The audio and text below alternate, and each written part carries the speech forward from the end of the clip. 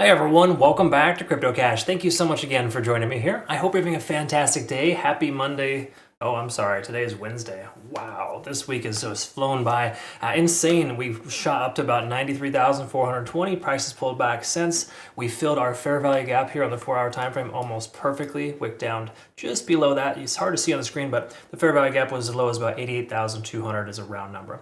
We saw a wick all the way down to about 88 even, so far, 88,000 is proving to be a good support range. Okay, so again, awesome stuff for the moment, but do you want to take a long at this level? Do you want to short? That's the question I get a lot. The easy response rather is to not short Bitcoin, even though you probably could have and you would have looked like a champion for having done so. Anytime you take a short like we did recently, it's important to recognize that you got to take quick and fast shorts, or don't get super greedy. For example, we took Bitcoin shorts 30%. It was from like 90,000 to like 86,000. ICP, Solana, both of those were shorts when the price just instantly turned around as soon as we hit our targets and just didn't look back and continued higher. Now the price pulls back, all the altcoins dumped, and it's just kind of this rinse and repeat of just consistent, aggressive candle wick. So the moral of the story here is to just make sure you're not like a high leverage buffoon, and you utilize proper risk tolerance when you're taking trades, because liquidation should never, ever be on your radar. Okay, that's how exchanges make their money. We want to avoid that if at all possible. So take a look here. Speaking of liquidation, this basically is a liquidation heat map, kind of letting us know where people could get liquidated here. We're kind of smack dab in the middle though, 90,000. We got 86 to 84K. We've talked about that previously, and of course 94 to 96,000. So we're in a bit of a range here, if you will. So this doesn't tell us too much. We can look at the last 12 hours and kind of see roughly what that looks like, because this does tell us a little bit more. But the general consensus is that 88 to 87K. And that 94 to 95K range is pretty much where we see the most liquidation. So this isn't super telling, which is good. Pretty much just means every long and short just got destroyed, at least high leverage longs and shorts. And if we do take a look here at liquidation delta, we can see it's pulled back a little bit to this 25 billion mark. I still think that's way too high, and I personally think that Bitcoin should pull back more, just based on a logical thought process of the fact that it's massively overextended. There's no reason for it to be this high, but also got to recognize, there's not a lot of selling pressure too. So until that occurs, we can presume this is the new range. 86 to 94,000 could very well be the range moving forward here. So what I have on the chart, this is my playout chart from earlier today. You can see the price action performing similarly. Obviously, it's never a guarantee, but the hypothetical is that the price action is going to come down to 89.6 and bounce. So far, it's doing that, but it's still too early to tell. You don't just jump into a previous support level because it's a support. But truth is, you will find some success doing that the way that Bitcoin has been behaving, honoring its ascending trend. So daily time frame, what does that look like? Let's quickly recognize there is still a significant fair value gap down below, as low as 81,000, between 81 and 85K.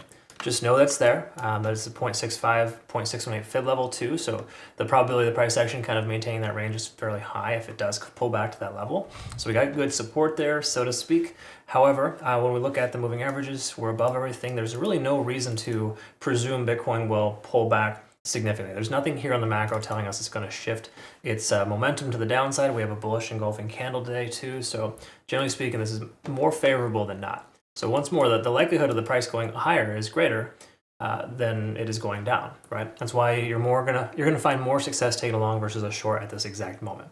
Do I want to take a long at 89,700? It doesn't feel too good to me, honestly. I don't like taking longs at what feels like the top. Again, still too early to tell, but that's just me personally. Once more, 4-hour time frame, we can see this 20-day SMA working perfectly with ascending trend. That's why I draw the trend line to kind of signify that area there of support. We did lose 70 here, of course, but we've been wavering above and below it.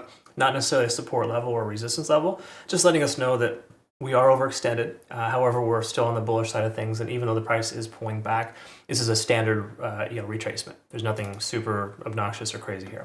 MACD is trying to diverge, so that is letting us know momentum is shifting, which is kind of par for the course. We understand that. And we take a look at the hourly time frame, we can recognize the Ichimoku cloud is pretty much letting us know that you should have secured profits on your long position. Just from a conservative standpoint, the lagging span intersect with the price action. Conversion line still over the baseline, giving us good momentum to the upside on a smaller time frame, and the price action is still technically above the cloud. So me personally, if I see the price kind of going sideways for another 24 hours, we'd naturally be below the cloud and we close below 90,000. It would make sense to consider a short into that, depending on how the moving averages look and of course the money flow, as well as volume, right? So the key takeaway here is that even though the price is pulling back, we're seeing a significant amount of volume, and that's generally a good sign. So me, when I see that, I try not to short into that because it just seems like a recipe for disaster at this moment. Can Bitcoin pull back? Absolutely. If it were to, the next key level here is 86,300.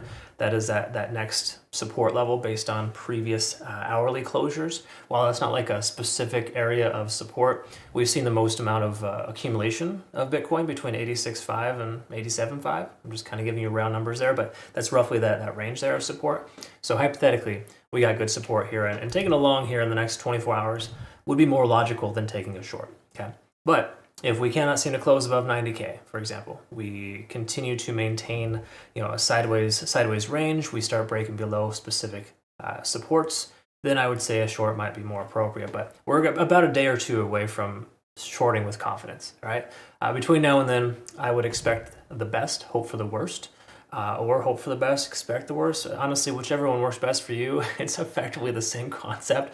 But my grandpa did always teach me to, hope for the best. In other words, stay positive and always expect the worst so you're prepared, right? And if you're doing that, you're going to have a good risk tolerance, and by that I mean just proper support level, or correction, a proper stop loss at a good range. And to me, a stop loss below support is generally the best way to go, as long as it's within your risk tolerance. Okay. So again, everyone's comfortable with losing this much or that much. It really depends on who you are.